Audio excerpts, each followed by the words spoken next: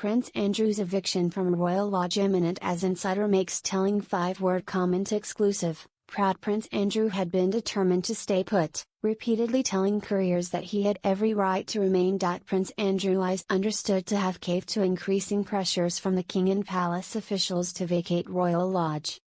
The grand 30-room mansion on the Windsor estate has been his home for over 2 decades, but sources have said it's a matter of when, not if he will hand over the keys, as the final details of the move are being ironed out. Negotiations on the logistics gathered pace this week, after reports that he was living at the 19th century Grade 2 property rent-free sparked a public outcry, and on Thursday night, media outlets rushed to Windsor to cover a pending statement from the palace, only for aides to quash the rumors at the 11th hour. Due to the watertight lease that Andrew signed in 2003, the king cannot legally evict him from the property.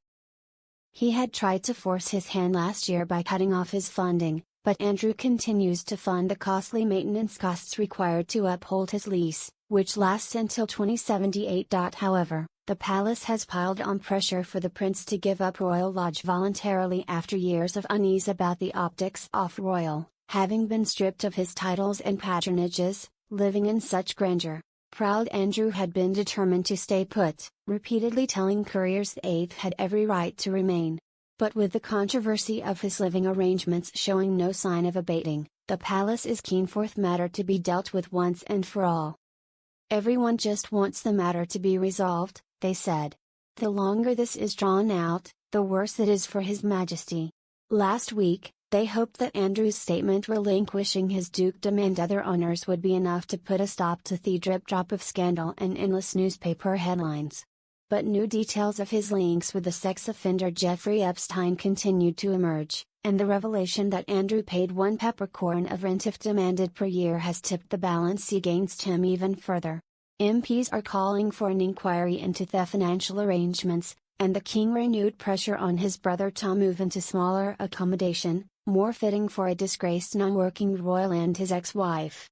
And late this afternoon, sources indicated that the wheels were in motion and an official announcement was imminent. One source summed it up succinctly by saying, "He's gone. It's a matter of when, not if." The remaining sticking point, which they want to finalize before issuing a statement to ensure the matter is fully resolved, is where Andrew will move. One source stated that it was imperative for this to be agreed upon by all parties before the news of his departure from Royal Lodge became public, in order to avoid awkward questions from the press and the need for a second statement in the coming days. There are several options on the table for Andrew, who is desperate to live near his daughters. The best option for the king is for his brother to move to one of his privately owned residences, such as Sandringham or Balmoral, but Andrew is against such a move, as he believes it's akin to exile.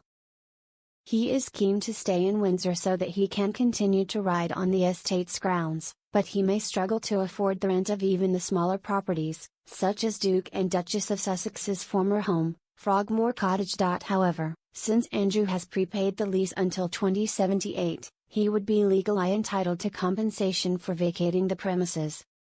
Other less pressing issues are whether Sarah Ferguson will move with him, or if the former couple, who divorced in 1996, will now live apart, or what will happen to Royal Lodge after they've moved out. The Prince of Wales is in lockstep with his father about the move, but has not been actively involved in the negotiations. A statement is expected from Buckingham Palace as soon as it has been decided where he will live.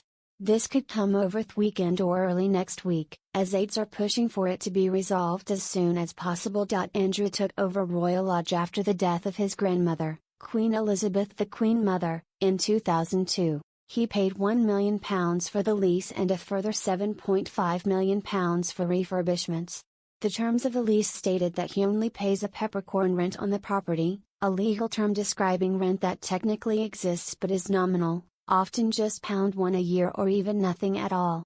The royal family has long encouraged Andrew to give up the property, after he was forced to step down as a working royal in 2019 because of his association with Epstein. But the 65-year-old has been desperate to stay at the property, which is viewed as his last status symbol of his former life.